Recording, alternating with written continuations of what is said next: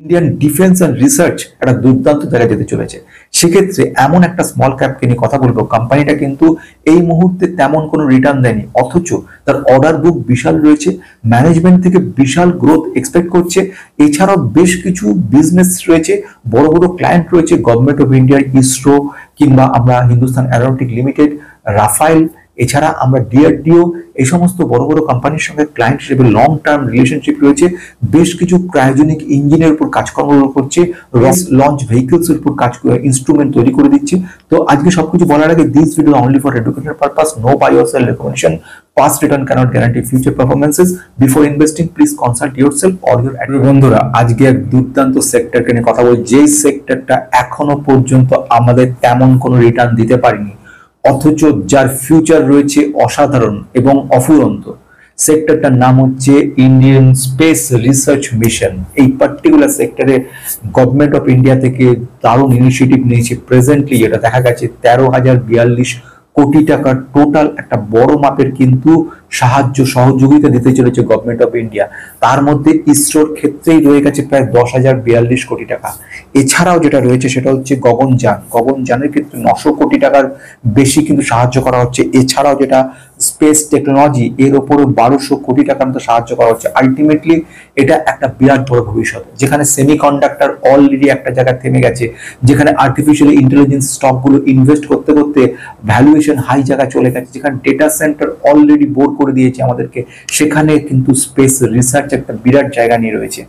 আজকে যে কথাটা বলতে চলেছি, আজকে এই পার্টিকুলার সেন্টারের একটা স্টককে নিয়ে কথা বলবো, যে স্টকটা অ্যানালিসিস করবো, স্টকটা কিন্তু এখনো কোনো রিটার্ন দিতে পারেনি, অথচ বিরাট বড় সুযোগ রয়েছে কোম্পানিটার কি নাম জানবো, কোম্পানিটার বিজনেস কি জানবো, কোম্পানির ফান্ডামেন্টাল কি জানবো, কোম্পানির কোথায় স্ট্রেংথ রয়েছে, উইকনেস কি রয়েছে, থ্রেট কি রয়েছে জানবো। ম্যানেজমেন্ট থেকে বেশ কিছু বিবৃতি দিয়েছে প্রেজেন্টলি, সেই বিষয়টা নিয়ে আলোচনা করবো।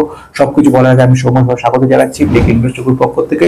নতুনরা সাবস্ক্রাইব করে রাখবেন, পুরোনোদের অজস্র লাইক কমেন্ট মুগ্ধ করে আমাকে।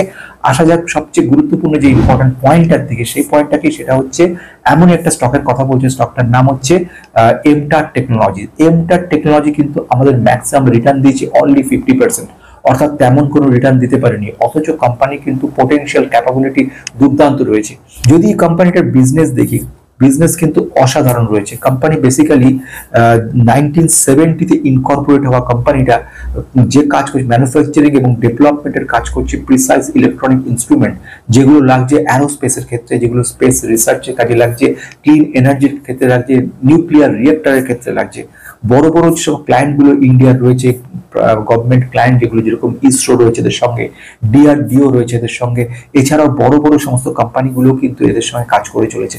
এনপিসিআই রয়েছে এদের সঙ্গে, এছাড়াও আরো অনেক বড় বড় কোম্পানি রয়েছে। প্রাইভেট কোম্পানির মধ্যে রাফায়েল রয়েছে, এছাড়াও অনেক বড় ক্লায়েন্ট রয়েছে, যেরকম ব্লুম এনার্জি, ইউএস এর একটা বড় ক্লায়েন্ট। রিসার্চের উপর যে কাজকর্ম করছে বিজনেসটা, সেটাও কিন্তু দুর্দান্ত। সেটা হচ্ছে লিকুইড প্রপালশন ইঞ্জিনের উপর কাজ করছে কোম্পানিটা ক্রায়োজেনিক যে রকেট ইঞ্জিন, তার উপরে কাজ করছে কোম্পানিটা। ক্রায়োজেনিক কথার অর্থ হচ্ছে প্রচন্ড ঠান্ডা, 273 ডিগ্রি মাইনাস টেম্পারেচারের মধ্যে যে সমস্ত যন্ত্রপাতিগুলো কাজ করে, তার মধ্যে সেসব যন্ত্রপাতিকে নিয়ে কিন্তু কোম্পানিটা কাজ করে। এছাড়াও যে কোম্পানিটা কাজ করছে, স্যাটেলাইটের ভালভের উপর কাজ করে কোম্পানিটা। এছাড়াও স্পেস লঞ্চ যে ভেহিকলস গুলো, সেই সমস্ত ভেহিকলস গুলো কিন্তু তৈরি করছে কোম্পানিটা। তাহলে বোঝা যাচ্ছে কোম্পানিটার ফিউচারটা কত বড় রয়েছে।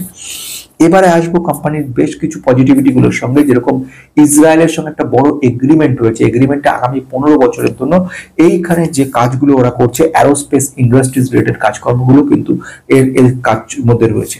চলে আসবো second point, that is fundamental কেমন রয়েছে কোম্পানিটা। বললাম আগে স্মল ক্যাপ কোম্পানি, অ্যারাউন্ড কোম্পানির 4,700 কোটি মার্কেট ক্যাপের কোম্পানি, কিন্তু ফান্ডামেন্টাল খুব ভালো কিছু নেই। রিটার্ন অন ক্যাপিটাল এমপ্লয়েড যদি দেখি, সেক্ষেত্রে দেখবো রিটার্ন অন ক্যাপিটাল মাত্র 10 রয়েছে, রিটার্ন অন ইকুইটি আরো কম, মাত্র 7 রয়েছে। যদি আমি পি দেখি, পি কিন্তু 80 অ্যাবভ, মানে ওভার ভ্যালু দেখাচ্ছে সিচুয়েশনে। আমি যদি সেলস গ্রোথ দেখি, 5 বছরে বিউটিফুল সেলস গ্রোথ রয়েছে, 25.9% সেলস গ্রোথ রয়েছে কোম্পানির। সেলস গ্রোথ কিন্তু কোম্পানি বিগত 10 বছরে দুর্দান্ত, 5 বছরে দারুণ, এবং 3 বছরও ভালো। তার তুলনায় কিন্তু আমরা দেখতে পাচ্ছি রিটার্ন কিছু নেই, প্রফিটেবিলিটি তুলনামূলক কম, এবং যে কারণের জন্য রিটার্নটা ভালো দিতে পারছে না। কোম্পানির প্রমোটার হোল্ডিং 47%, কিছু পরিমাণে স্টেক সেল করে চলেছে। অপরপক্ষে কিন্তু এফআইআই এরা কিন্তু বেশ কিছুটা কিনেছে, ডিআইআই কিছুটা বিক্রি করেছে এবং রিটেলারের কাছে 37% মতো রয়েছে এবং তারা কিন্তু কিনে চলেছে।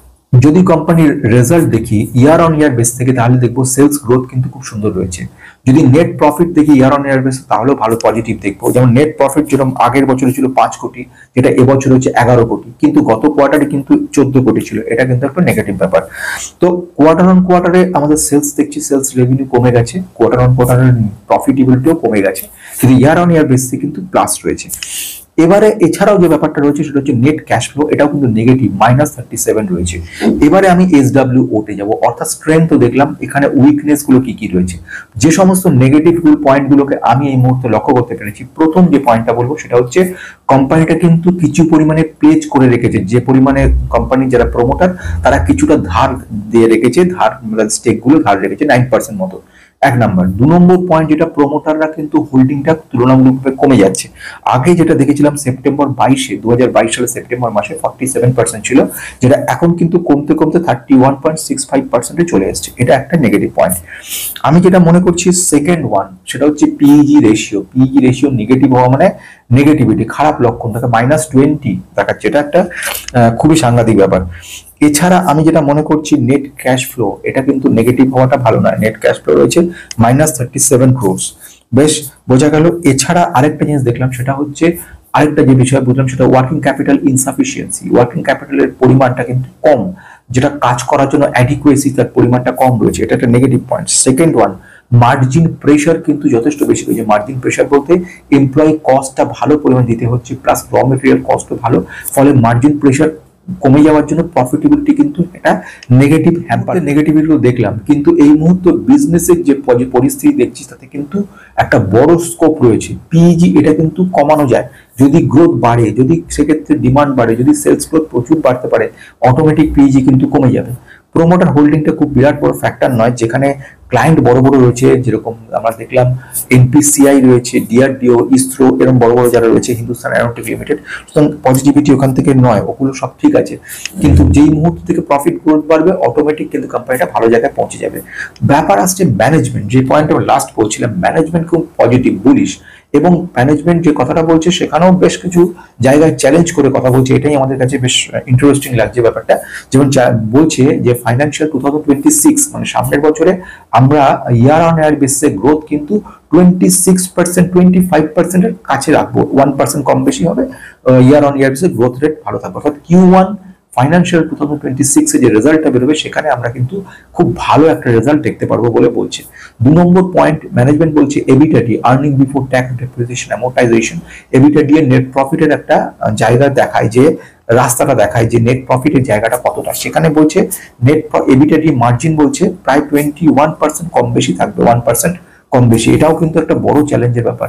যদি এবিটাডি মার্জিন 21 দেখাতে পারে, তাহলে কিন্তু নেগেটিভিটি গুলো অনেকটা ক্লিয়ার হয়ে যেতে পারে। সেক্টোরিয়াল গ্রোথ নিয়ে কিন্তু খুব বুলিশ ম্যানেজমেন্ট, যেরকম ওরা বলছে ক্লিন এনার্জি থেকে আমরা কিন্তু সরে অ্যারোস্পেসের দিকে বেশি নজর দিয়েছি, যার ফলে আমরা আগামী দিনে ক্লিন এনার্জি থেকে 20% আমরা রেভিনিউ পাবো, আর 80% পাবো অ্যারোস্পেস অ্যান্ড ডিফেন্স সেক্টরে, যেখানে ইসরোর সঙ্গে ক্রায়োজেনিক লেভেলে একটা বড় চুক্তি স্বাক্ষরিত হয়েছে, দুজনে মিলে একসাথে কাজ করছে জায়গাগুলোতে, that is fantastic. Now come to the next point, সেটা হচ্ছে অর্ডার ইনফ্লো। বলছে প্রচুর অর্ডার আসতে চলেছে, যে অর্ডারগুলো কিছু কাজ চলছে, আগামী 3 থেকে 6 মাসের মধ্যে 1000 কোটি টাকার মতো অর্ডার আসছে, যার ফলে আলটিমেটলি একটা বড় জায়গা তৈরি করবে। সিভিল নিউক্লিয়ারের উপরে কিন্তু এই অর্ডারগুলো আসছে, কোম্পানির নাম বলেনি, বলছে যে কনফিডেন্সিয়াল বলে, কমপ্লিট অর্ডার কমপ্লিশন হওয়ার সঙ্গে সঙ্গে কোম্পানির নাম বলে দেওয়া হবে। এইগুলো যদি সঠিক জায়গায় দাঁড় করাতে পারে, কিন্তু একটা পয়েন্ট বন্ধুরা আমি বলবো, কোম্পানির ম্যানেজমেন্ট কিন্তু খুব স্বচ্ছ নয়, আমার নিজস্ব ব্যক্তিগত মতামত। কেন নয়? কারণ হচ্ছে আগের বারও এরা বলেছিল যেটা, সেটা হচ্ছে আমরা আগামী 5 বছরের মধ্যে 800 থেকে 900 কোটি টাকা নেট প্রফিটে আনবো, সেটা কিন্তু কমাচ্ছে, কমিয়ে দিয়ে এখন সেটাকে বলছে 750 থেকে 800 কোটি। মানে এই জায়গাটাকে যখন কমানোর ব্যাপার চলে আসে, তখনই কিন্তু এটা স্বচ্ছতার জায়গা, সেখানে স্পষ্ট ব্যাপারটার দিক থেকে কিন্তু সরে আসতে হয়। সেক্ষেত্রে কিছু দায়সারা গোছের উত্তর পাওয়া গেছে ম্যানেজমেন্ট থেকে, বলেছে যে সেই সময় পরিস্থিতি অন্যরকম ছিল, বা গ্লোবাল অ্যাজিটেশন হতে ছিল না, ট্যারিফ প্রবলেম ছিল, ইউএসএ ব্লুম এনার্জি থেকে যে প্রফিটেবিলিটি আসার কথা ছিল সেটা কমে গেছে, যে কারণের জন্য আমাদের অর্ডারটা ঠিক মতো এক্সিকিউশন হয়নি, নেট প্রফিটেবিলিটি গিয়ে হিট করেছে, প্রফিট মার্জিন বেড়ে গেছে, এমপ্লয় কস্ট আমাদের বেশি দিতে হচ্ছে, এই সমস্ত কারণগুলো এদের পিছনে খাড়া করেছে। তো আলটিমেটলি কোম্পানিটা এমন একটা জায়গা আছে প্রচন্ড রিস্কি, দেখাতে পারে বিজনেস যদি ভবিষ্যতে ভালো হয় তো একটা মিরাকল করে দেখাতে পারে, কিন্তু এই মুহূর্তে এক্ষুনি এই কোম্পানিতে এন্ট্রি করার কোনো মানে হয় না। আজকের মতো শেষ করছি।